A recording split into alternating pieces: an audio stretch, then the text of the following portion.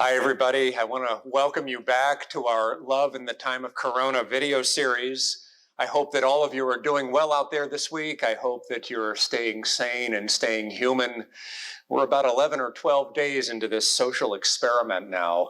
And a lot of us I think, are settling into a new reality, even though it's still very strange and it feels very, very awkward to many of us.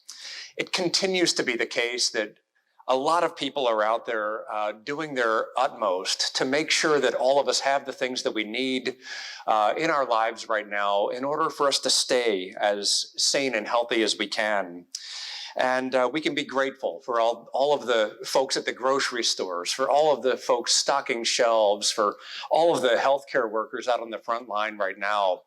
But one of the things that I feel strongly about is that we need all of our emotional and spiritual resources to be available for us in this moment, because I think that's one of the biggest challenges we're facing right now. And that's why we've initiated this series of midweek conversations. I want to tap into the wisdom of some of our local residents, some of our honored community members and wisdom keepers, asking them about their expertise in various areas, allowing them to share with us some of the wisdom that we'll need during this time of Corona.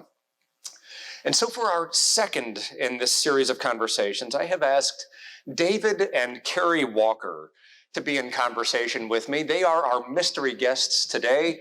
I'm going to make my way over here now. And David and Cary, welcome to this moment. It's really, really good to have you with us, and thank you for agreeing to do this. By way of introduction, let me just say that David is a physician. He had been with the Middlesex Health Group. He's now in private medical consultation. David is somebody that I've come to respect and value for his wisdom very much. So David, thank you for being here. And Cary is a clinical social worker in private practice. She does psychotherapy with families and with individuals, and she has helped us on our refugee work. And immediately when I got to know Cary, I was drawn to her deep wisdom and emotional clarity as well. So Cary, thank you so much. Glad to be here. Yeah, you're welcome. I'm glad you're here. Again, it's just a delight to be with you. We were able to spend about an hour and change in conversation this weekend, and I know I came away from that feeling rejuvenated and reassured by that. And so I'm really, really grateful that other people now will be able to participate in that. I wanted to start just by asking the two of you, how are things at your house, and how are things going in your life? What's going on for you? Want to start? I guess I'll start. Yeah. I guess I would say that in my personal life and in my therapy work, I practice learning to be with the unknown and to be with what's uncomfortable. And so that's been going on a lot for me. So we're at home. Our two young adult kids are with us, and it's a pretty intense household. And we feel really glad that we know something about being with ourselves and not having the answers to everything. So we have a lot of practice at it, but it's really challenging. Yeah. And David, how about for you? How's it going for you? I mean, you're sharing the same household, so much will be the same. It is. I'm at work at home. So telemedicine is a big part of my life, and especially in these days, filling a gap for those who need extra attention while the healthcare system is averting attention to the virus situation and getting ready for that. So a big chunk of my life is paying attention to the needs of people who need extra help. And, you know, the challenge of being with each other in close proximity. And, you know, even though you rub up against each other, and I'm very aware of, you know, issues tend to rise to the surface at home maybe more easily than other locations. And that's a new challenge, being with issues that may have some, you know, historical origin coming up more. So I would bet that a lot of viewers are noticing that too, that things are coming up that are reminiscent of things that have happened in the past and are coming up again full force in families. So. Yeah. Well, when I envisioned doing this particular series, one of the things, the home front, yeah. So let me say that when I first started envisioning these midweek conversations, the two of you immediately came to mind as people that I right away wanted to talk to, because of the way that each of you combine both physical well-being and emotional well-being, and I know there's not a clear delineation between those two.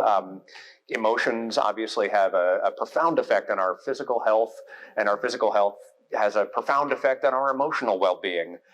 But I knew that the two of you combined have resources that I think our community and our world need to hear about, and so I wanted to maybe break this out into several different areas, but our emotional life right now. How do people take care of themselves emotionally in this brand new situation that we're all of us in?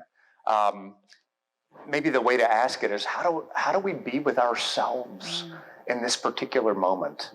And then also, how do we be with others? But let's think about how do we be with ourselves in this moment? I think to be with ourselves is really, that's where we start. And to, I think to really respect how hard it is to be with ourselves, and to not try to distract ourselves from that, or to criticize ourselves for maybe feeling some fear or some sadness, some kind of anger. And to know that we actually, as humans, we have the capacity to be with these things, and they're a part of being human, but that we sometimes need to train ourselves to be with these things, and to really find a way to accept who we are, and to learn from what's happening in ourselves, rather than just try to get away from our feelings. Because I think our culture teaches us that we should just get away from our feelings and solve our problems with our minds. Yeah, especially our complex feelings. Especially the complex feelings. And most feelings are uncomfortable. Right. But the feelings of grief or of mourning or any of the stuff that is likely to be coming up right now, we're not good at.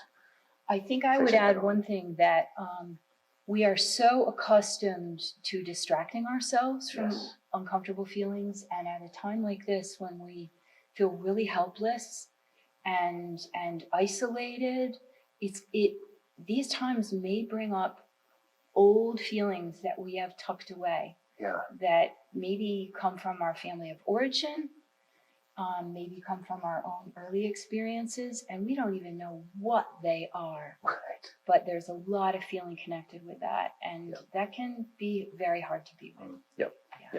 I think from a physical standpoint, you know, what we're sort of talking about here, which is, you know, dealing with the emotional material, is very important from a physical standpoint, because we can exert a tremendous amount of energy.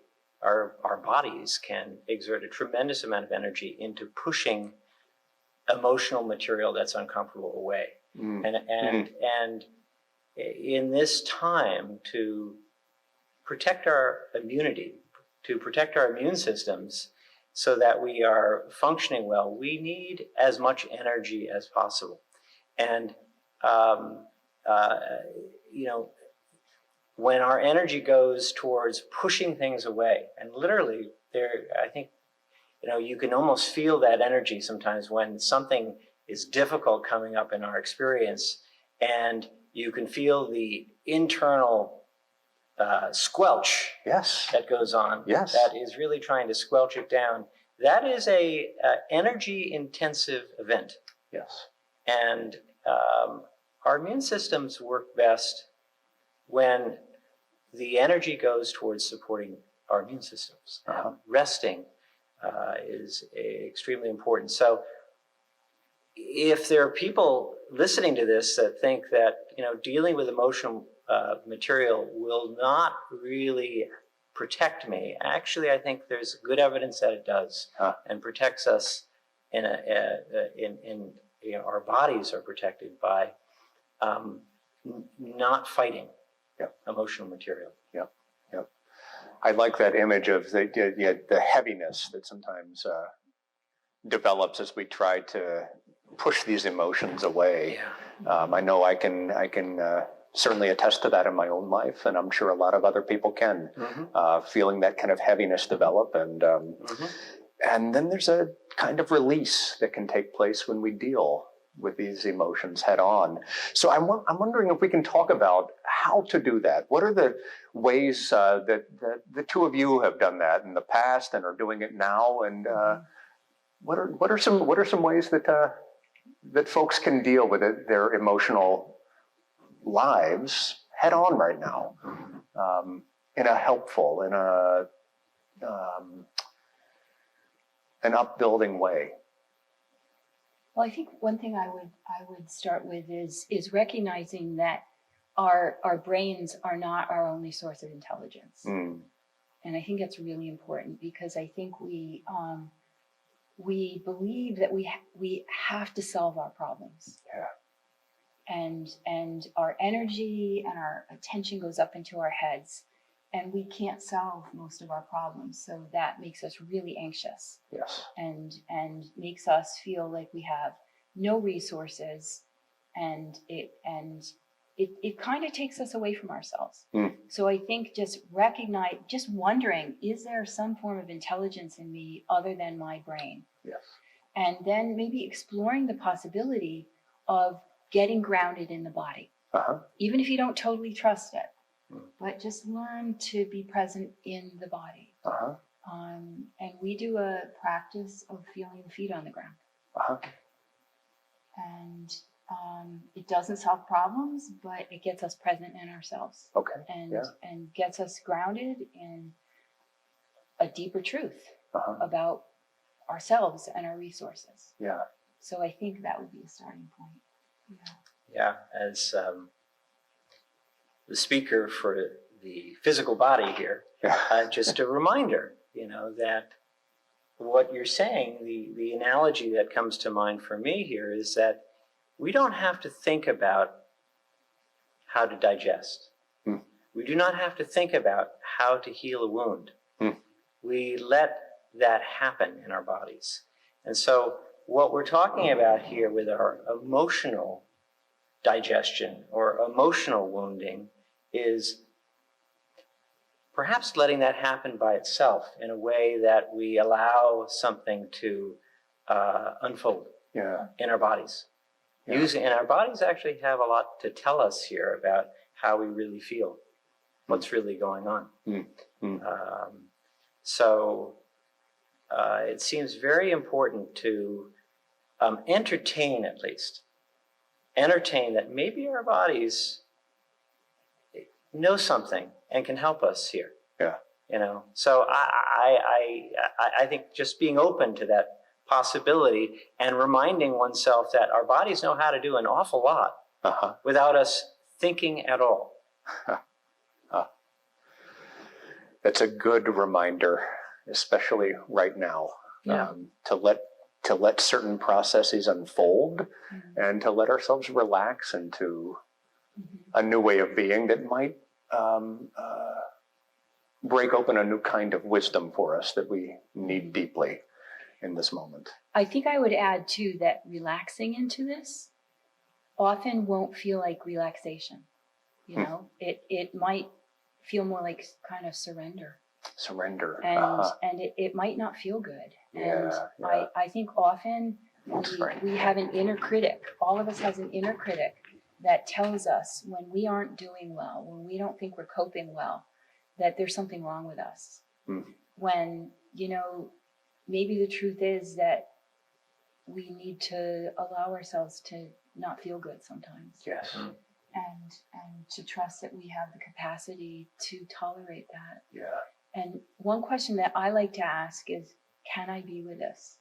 And not that we force ourselves, but just wonder, would it be possible to be with this right now? And I think just asking the question sort of raises a possibility and gets us out of our constricted way of interpreting everything. Right. Yeah. Right. Maybe we can give an example, because I almost feel like we may be losing some people. Okay, here. so let's give an example. You know, like a difficult emotion coming up, fear. You know, the fear for our family members, fear for family members who we cannot help at all. A grandparent who's in assisted living and we can't go see them, or and fear comes up for somebody.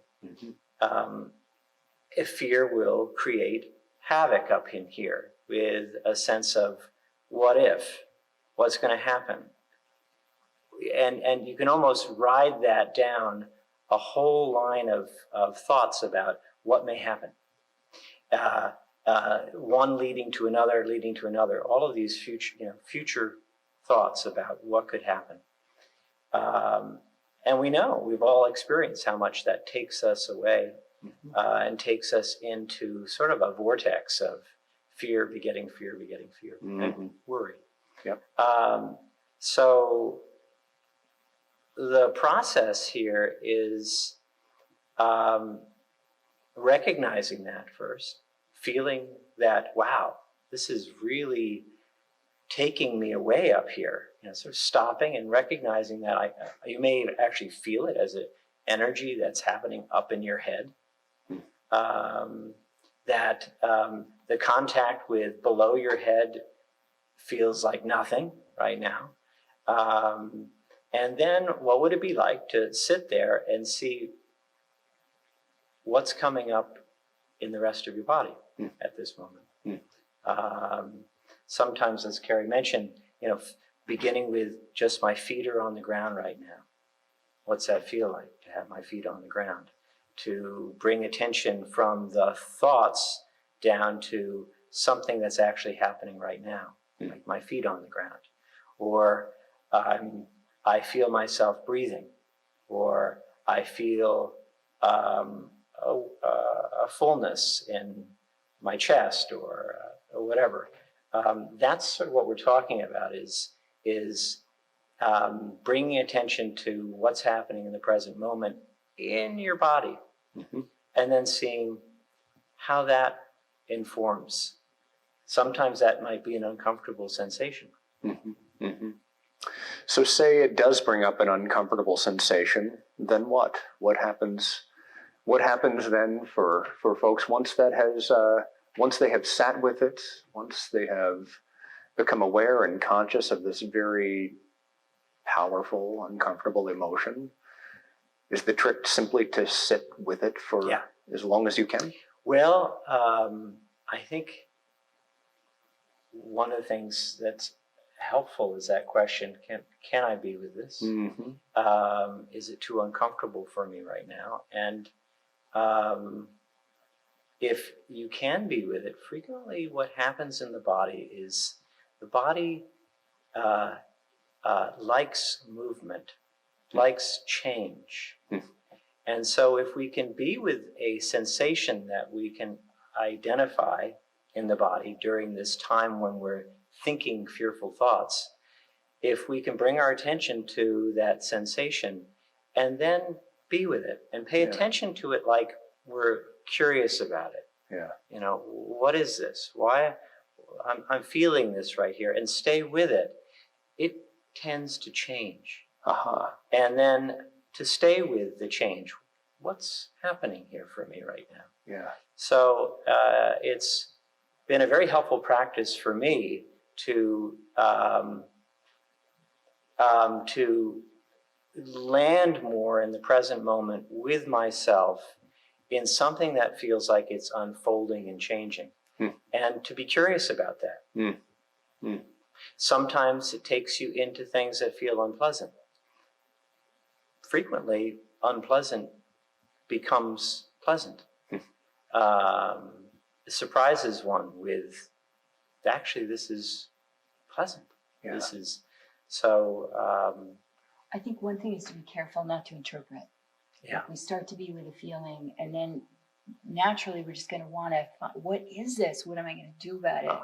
And to try to just maybe almost like talk gently to the mind and say, just, you can take a little break right now, and maybe just be with this, and we don't have to know what the answer is. And then sometimes there can also be a sense of, does this physical sensation, like, does it need anything? I mean, Yeah. and just to see if there's any kindness for it also, because it might really hurt, and it might start to feel better, or it might not, and it might just really hurt. And then sometimes, especially if a pattern starts to show up that's maybe been there for a long time, sometimes people experience a sense of like shaking. Yeah. And if that happens, I think it's probably for the most part good to see that as a good thing. Yeah.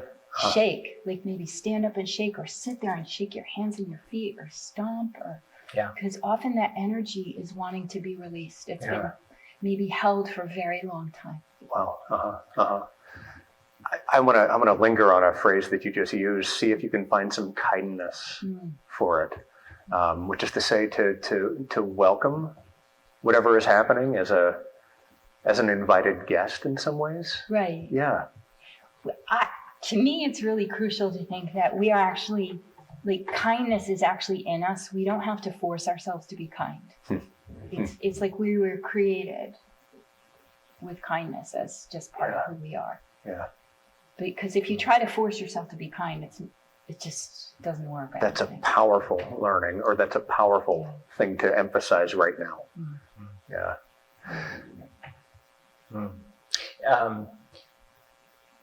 I think for many, the sensing of things in the body, for a lot of us, can feel like symptomatology. In other words, there's something, if I feel something in my body, something must be wrong. And that can be, unfortunately, the orientation of Western healthcare is, if you feel something in your body, that's called a symptom. And symptoms are signs of disease. What we're advocating here and encouraging people is that actually a lot of what we feel in the body can be helpful and can be a very helpful balancing act to what happens in our heads and the thinking process in our heads. Yeah. So it takes a little bit of kindness and curiosity to do this.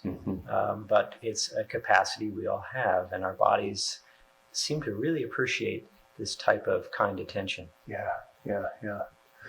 David, I know you've talked about, both of you have talked about meditation as a very important practice in your lives. Is that something you would advocate for people in this particular moment? Most of us have a little bit more time on our hands. Most of us are dealing with emotions that we may not have dealt with very openly in the past. Meditation. I'm curious how that might come into play here as we're talking about confronting aspects of ourselves.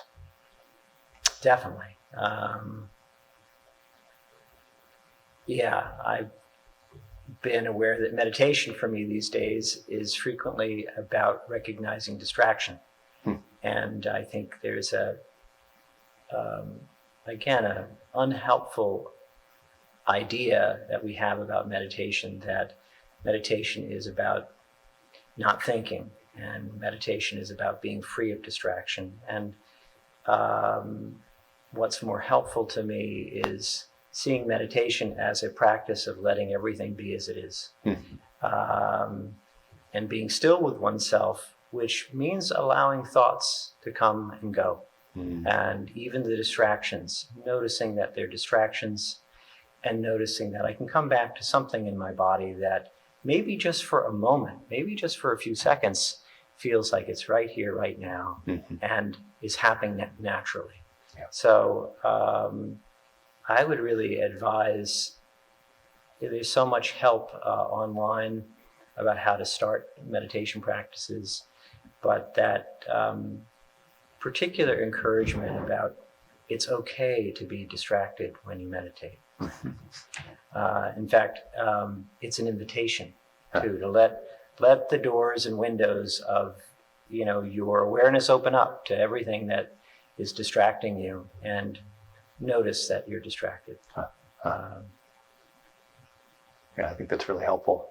And Cary, how about for you? I mean, meditation has been a touchstone for you as well, and perhaps a way to remain grounded in your I think kind of emotional life. I see it as kind of training. I don't usually get into like a very,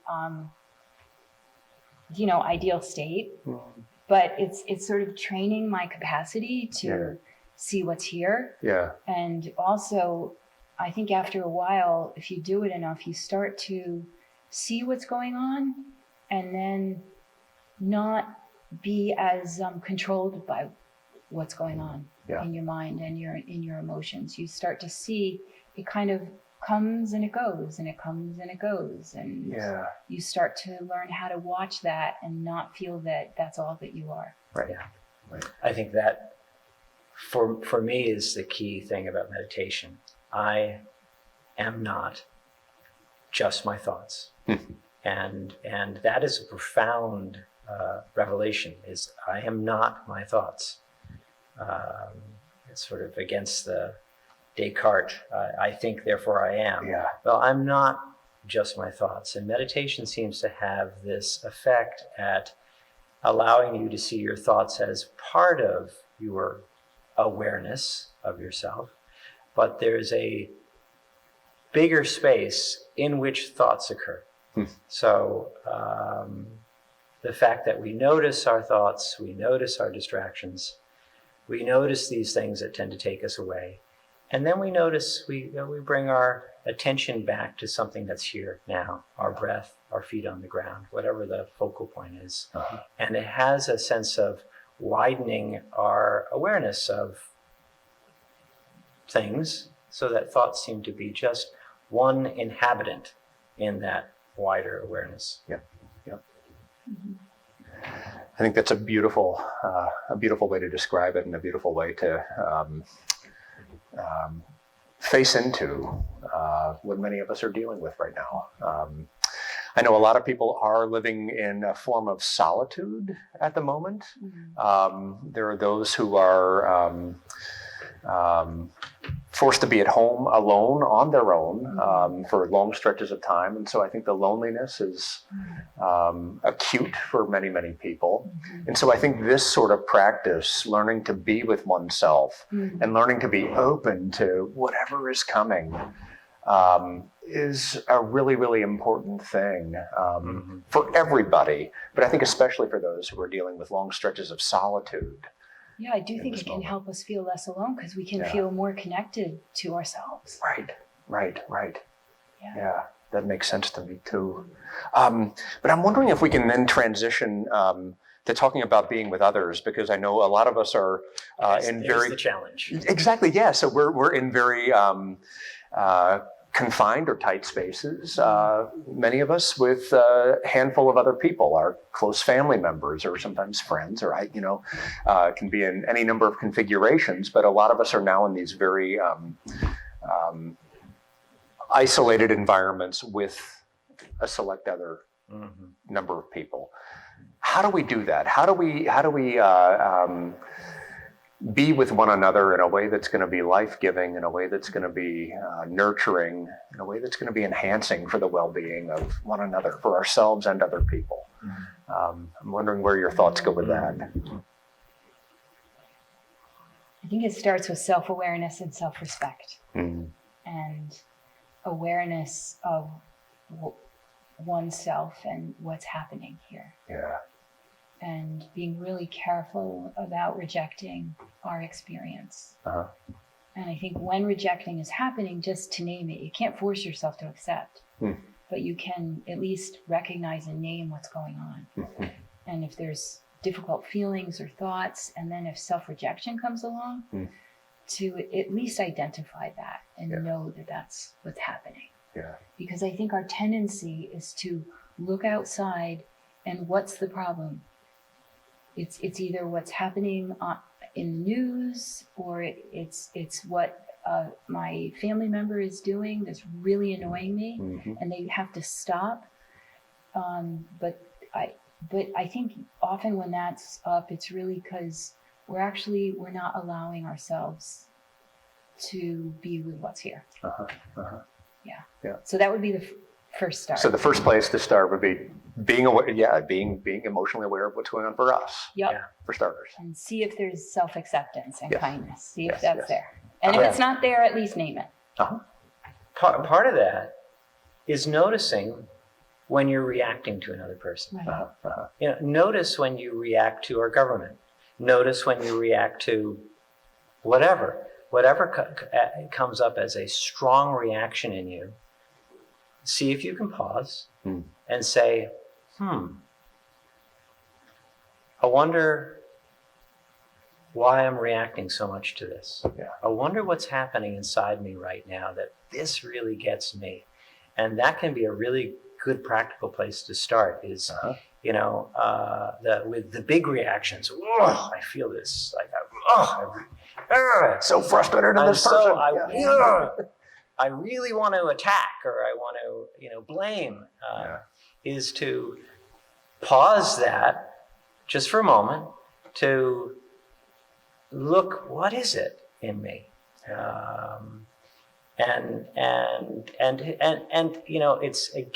It's a tricky thing because our critics can come on, our internal judges can come on, and I shouldn't feel this way. But if we can have some type of curiosity about it, that, I feel this way for probably a good reason. There's probably a really good reason why I feel this way, from my history, from how I've been, my childhood, or something that it's, So I think that's a helpful way for people to watch that high reactivity place as a way to begin. Yeah. You both, you were going to... Well, then the next step. Yeah. But did you want to say something? Well, I was going to say something, but it might be be the next step. So why don't you take us there? So I think the next step too is learning how to tell this to tell one another what's going on with us. Yeah, that's. And I can just say, in our family, we're pretty exposed to a lot of this teaching, but it's been really hard to learn how to say what's going on. Interesting. And it's a process that's really unfolding in our family. And I've been a therapist for a really long time, and it's been hard for me to learn how to say actually what's going on in me. Yeah. So I just would want to urge people to give it a try, and baby steps, just a little bit at a time. But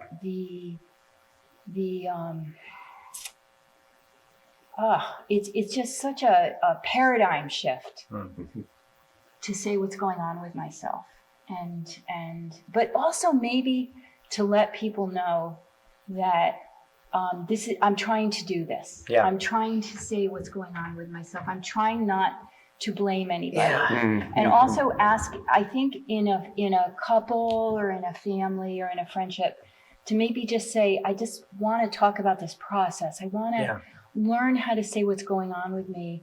And please, can you listen to me? Mm-hmm. And then the other person can say, okay, I'll listen. And even ideally, not to have a back and forth, to learn to maybe just listen to one another. Yes, yes. And then the one who's listening doesn't have to feel defensive, doesn't have to feel like they've done anything wrong. They're just listening to what's happening with this person who matters to them. Yeah.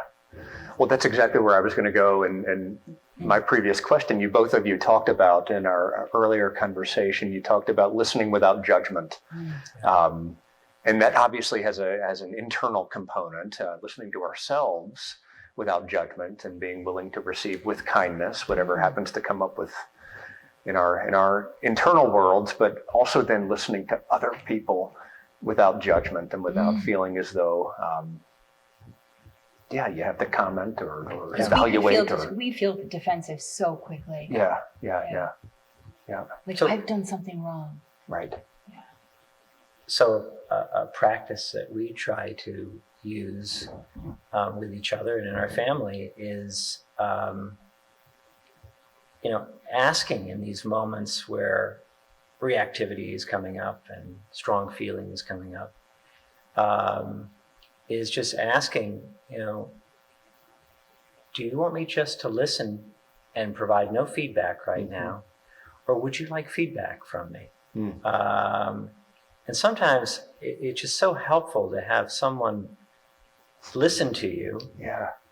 And there's not going to be no feedback. No one's going to be talking to you or telling you what you said wrong, or just hear me out fully. So you hold space for the other person, and that allows that other person who's with this reactivity, whatever, to explore it.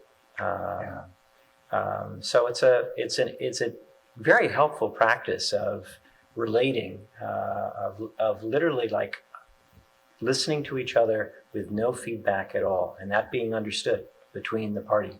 Yes, I am not going to provide feedback. I'm just going to listen right now. David, you know how rare that is, right, in human life. I think for people to listen to one another in that sort of way is such a gift when it happens, and it feels like a gift because it happens so rarely, I think. And maybe that's just me, but I tend to think that's true of most people. But for another individual to sit and to actually just receive whatever is happening in another person, but to be fully present to it, holy smokes, is that a gift? It is. So yeah, I think it's a wonderful practice, and it's a great thing to model. I actually think of it. There's this infamous passage in the New Testament where the Apostle Paul talks about submitting to one another with gladness, and it's been used in all sorts of terrible and oppressive ways. I sometimes wonder if it just involves listening. Yeah. If that submission to one another is just a process of opening up ourselves to each other in this act of listening without judgment. Yeah, and so it makes me think about the letter to the Corinthians too. We see through a glass darkly. Ah, yes. And I think just respecting that, we just do. We see through a glass darkly. Yeah. And we're doing our best. Right. And I think it also, for me, it really makes me want to know sort of what's my deeper source. Yeah. And often, whether it's the two of us or the four of us in our family, if we're having a conversation maybe that is hard to be with, lots of times I'll just feel my feet on the ground. And sort of, I can't solve this, but maybe I can be here. And really, honestly, it's kind of like a prayer, like asking for help. Yeah. And often help shows up in a way that, who knows how that happened. I don't know. But often after a while, things might become more clear. And I think getting out of the head is a good way to get more clear. Yeah. Yeah. Yeah. I like that phrase, or just the admission that I can't solve this. Mhm. I don't know how to solve this, but I can be here. Mhm. We've often in our communal setting here called that a theology of accompaniment. Mm. We don't know how to fix. We don't know how to solve. Not everything. Some things we can, but not everything. Especially the big things. Sometimes we don't know how to fix. Mhm.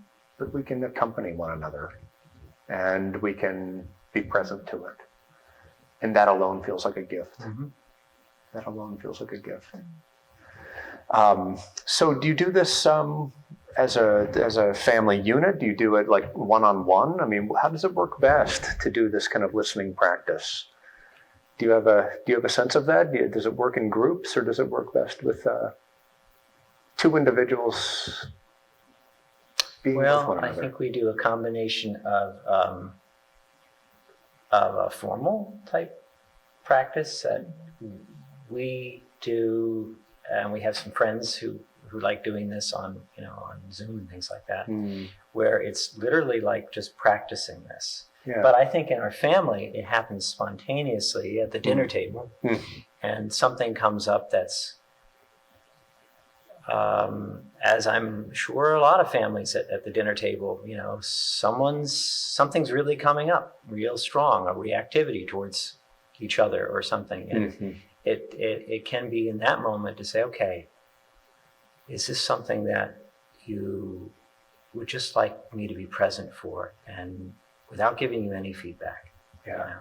And it can start just in that moment, where someone needs a chance to just be with what's coming up for them.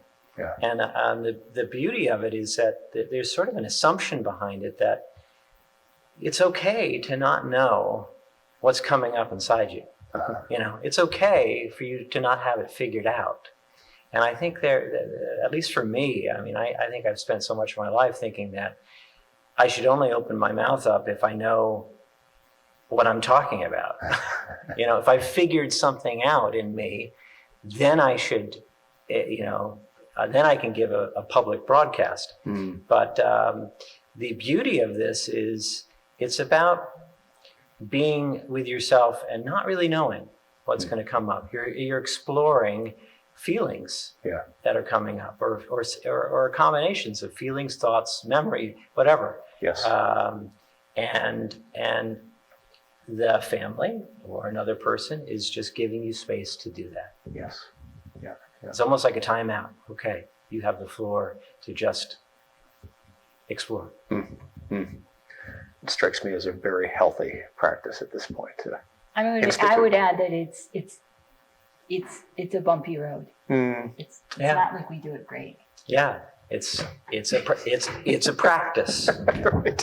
Right. But it is something that opens up a lot more for people in their connections and in their self-awareness too.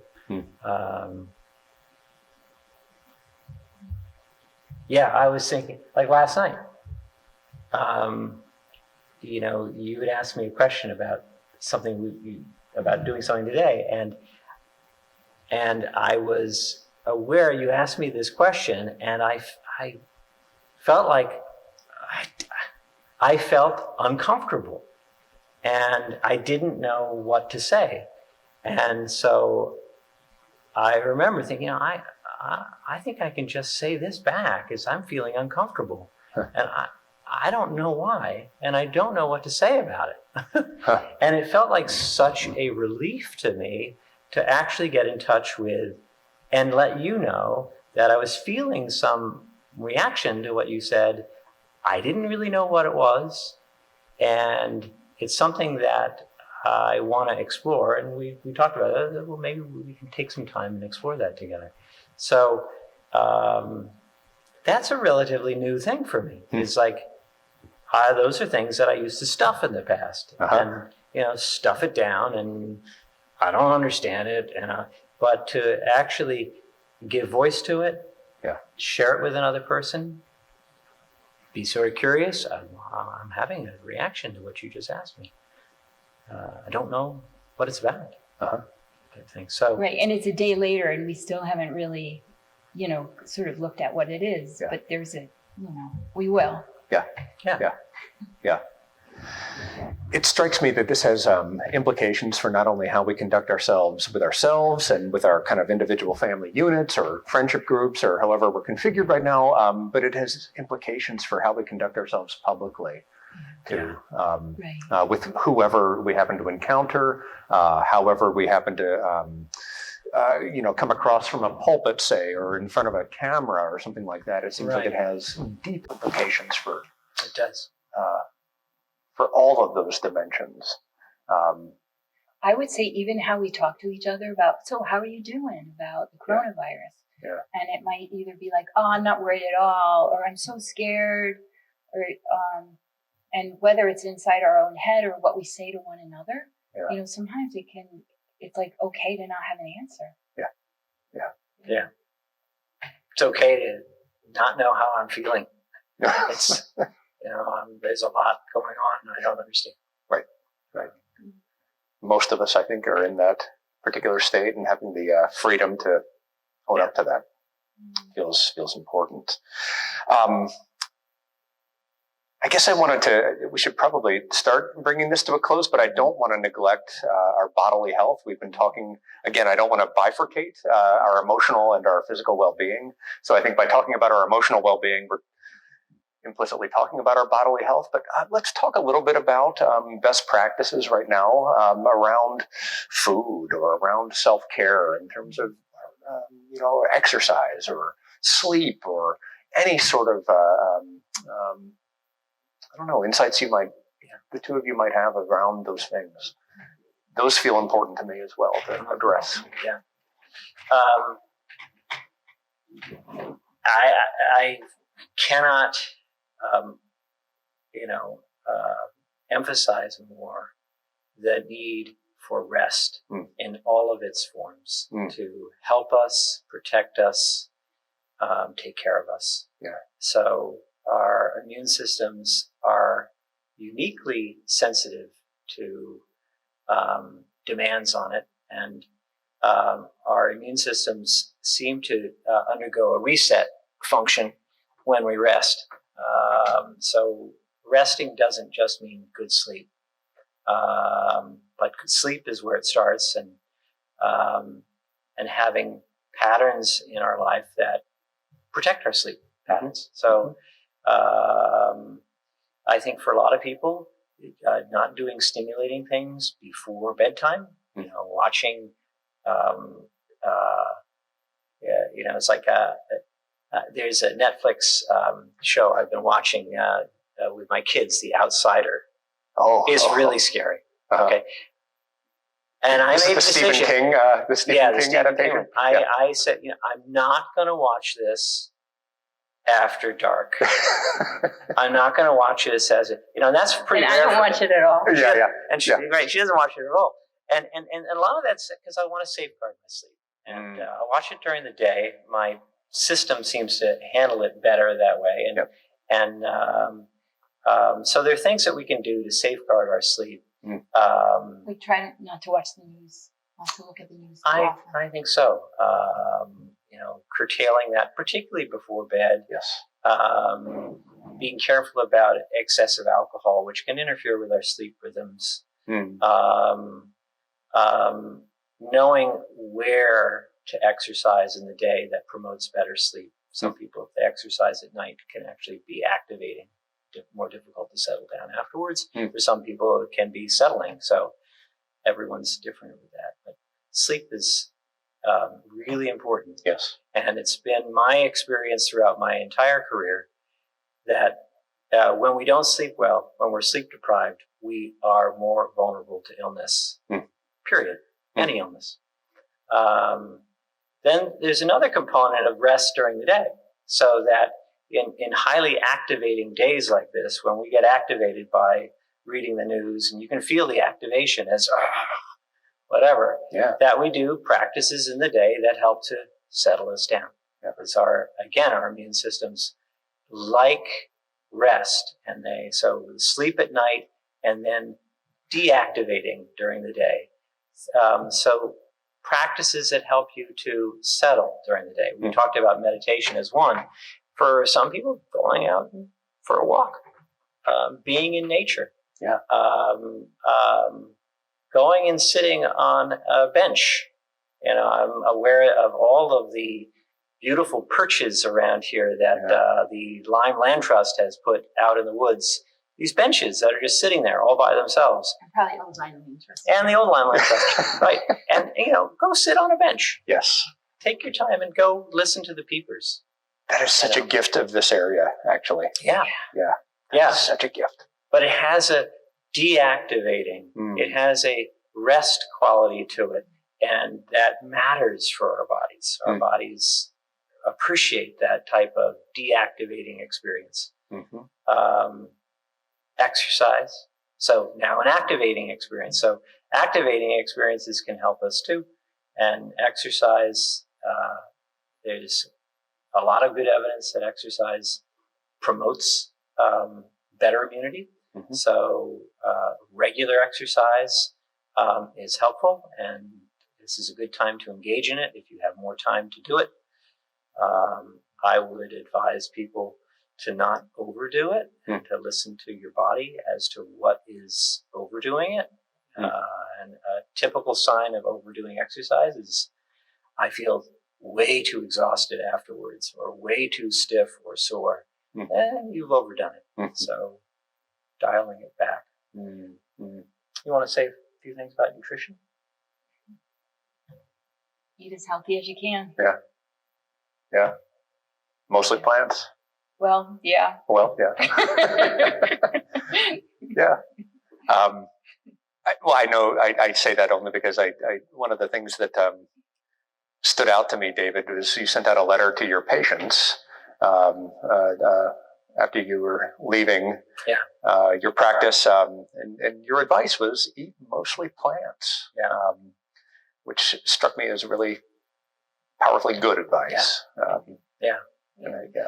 I'm going to add to that today. Yeah, do it. Which is don't forget your nuts and seeds. So someday, ages hence, we will understand the full nutritional capacity of nuts and seeds, particularly seeds, and that they are the wonders of creation, how such a tiny thing creates such life. And the nutritional impact of seeds is barely known. So add seeds, hemp seeds, flax seeds, chia seeds, these little things that are, powerhouses. So add them to your smoothies and to your salads and things like that. They help us. Pumpkin seeds, sesame seeds, sunflower seeds. So you can have some fun with seeds, and there's a lot of developing data about the health benefits. Okay, so I'll add to that. You can sprout them. Yes. Which even it gets them going in the process. So the sprouting apparently can be. Right, I've been growing some microgreens for the first time. You can sprout lentils and alfalfa seeds and lots of things at home. It's really easy. People can learn about it online. Oh, that's great. Yeah. So basically, sleep, attending to rest in all of its components, movement, figuring out ways to move our bodies, not overdoing it, but moving, and then eating well. And it maybe actually we were talking last time about especially for older folks at home who really don't want to fall, just basic strength training. This is not a time to fall if you're an older person. And the challenge of balance is common among those who are older. So and a fall now means a visit to the healthcare system, which is not a time when you want to be using the healthcare system.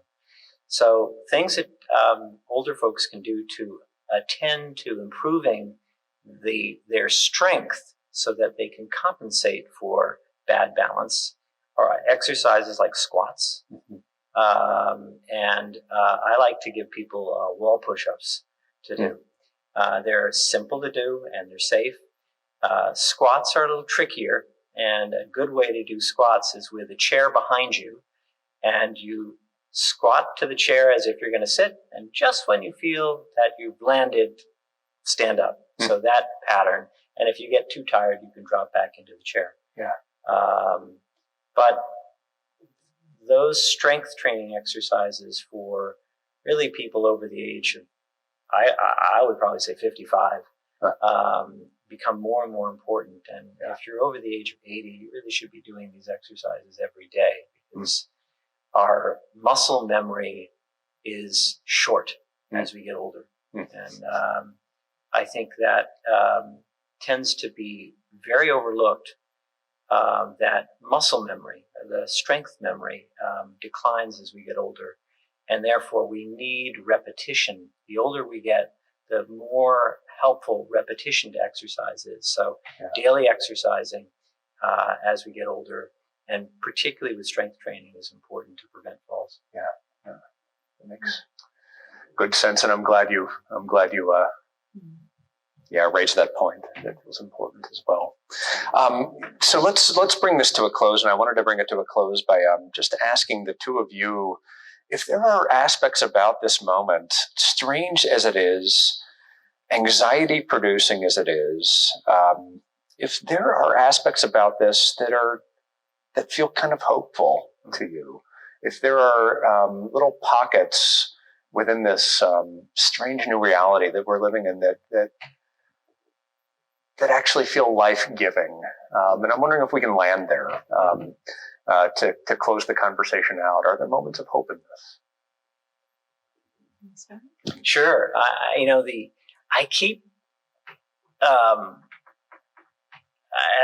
The phrase "coming home" seems to resonate inside me a lot. This is a time when people are coming home. They're staying at home. And it has, a deeper meaning for us of coming home to ourselves, coming home to our experience of ourselves. And there are profoundly deep riches in that process. And I think that's what we're sort of opening up a little bit today. And this is a unique time that is pointing us homeward. So as tricky as coming home can be, and the feelings that come up that we talked about today can be, behind that is a wealth of contact with ourselves, of contact with the people around us, but particularly starting with ourselves, that will feel, I trust, very helpful for people. And so I'm excited about how this experience of coming home for a nation, for a world, will affect us all, and how it will change the way we see ourselves and see each other. That will be, closer to a sense of what is truly important, and what is real, and how much we get taken away in our lives by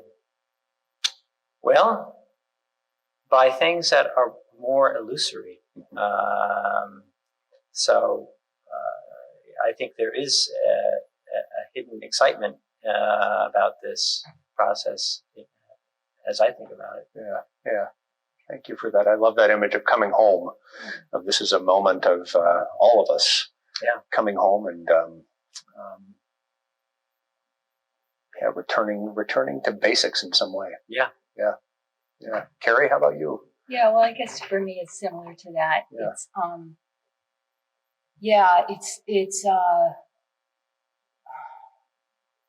feels like there's such a pressure in our society to achieve a lot and to know a lot, and this is a time when focusing on that just doesn't work. And in a certain way, I think there's a certain relief to have to really look inside and see what's really true, and So for me personally, it's really a chance to develop really more trust and faith and a better understanding of what's really true about me and about the nature of being alive. Yeah.